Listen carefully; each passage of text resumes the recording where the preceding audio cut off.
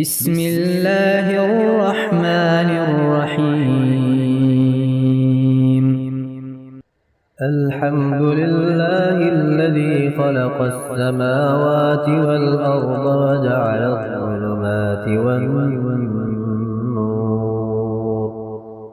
ثم الذين كفروا بربهم يعدلون.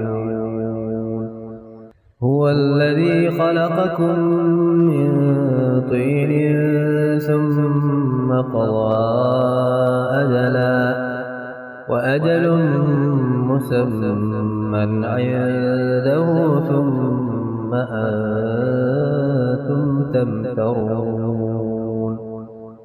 وهو الله في السماوات وفي الأرض، يعلم سركم وجهركم ويعلم ما تكسبون.